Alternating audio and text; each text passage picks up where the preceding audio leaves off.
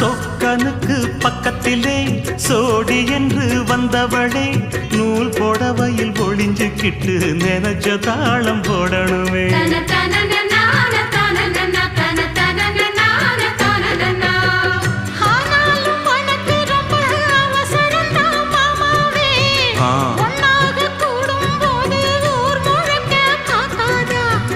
பார்த்தாலும் தவறு இல்ல பனியுறங்கும் ரோசாவே உன்னால சொத்த வச்ச மூக்குலதான் வைக்காதா.